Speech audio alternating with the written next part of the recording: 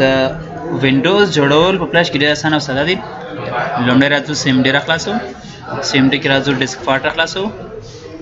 د ډیسک فارټ بیا راځو ورته وایو چې لیست ډیسک، ما د ډیسکونو یو لیست جوړ کړم، نو لیست ډیسک به ورته وایو. نو موږ ته اوس یو د کمپیوټر خپل هارډ ډیسک دی چې هغه تقریبا 499 جی بي دی، بل فلاش ما راچول دی چې هغه 14 جی بي دی، د فلاش نمبر 2 دی. نو زه ورته وایم سلیکټ ډیسک 2 د فلاش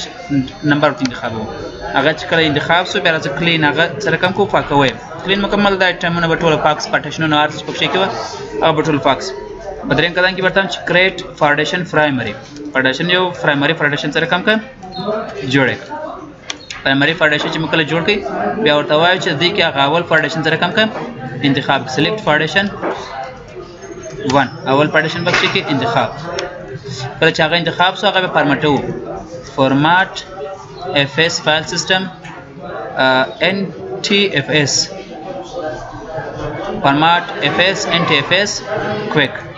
د سره ورکه یو ځای ته فارمات کړ. نو دای په دغه اول پارټیشن چې په دې فلاش کې دغه فارمات کې NTFS فارمات سره یو پارت ته ډیکټور بل NTFS فارمات لرو چې دغه NTFS معمولا دغه د فایل ترانسفر میثود دی. فایل ته NTFS زوړ ورژن دی او NTFS نوی ورژن چې په دې کې معمولا موږ فاست ډاټا ترانسفر کولای شو. نو په دې فارمات سره موږ تاسو سره کوم کوي به فارمات د فارمات څخه وروسته پسې به د اساین او اکټیو کوم، د اکټیو څخه وروسته به ان شاء الله د سیستم هغه د بوت کم دغه چې دی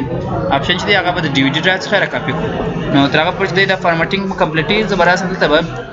په فلاش کې وګورم یو موږ تاسو ډي وی ډي ډرایو لرو، بل موږ خپل هغه فلاش لرو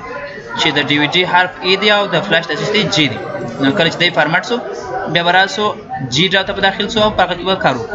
نو اوس د فارمټ سو 100% مکمل سو، نو د اول اکټیو کوم چې د فعال سیم د اکټیو څخه وروسته اساین د یو خاص حرف ګماري. اوس جی دی نو برابر د اچ په نامه سره یو بل نوم کې داسې ورکړي، نو د اتوماتیک کم نمبر کې اچ نمبر.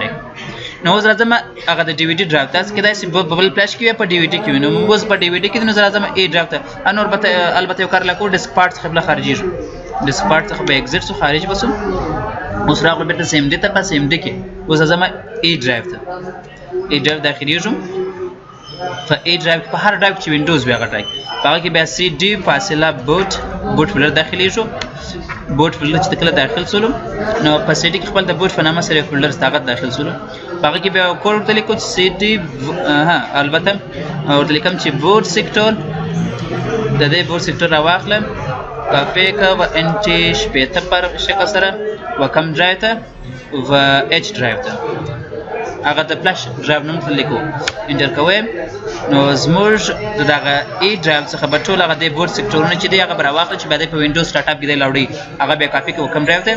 اچ ډرایو. کله چې دا کار وکړي نو راځو ایگزیټ وو نو دا سیم ډي څخه خارج دی، سیم ډي کار نه خلاصو بل دا کار کوو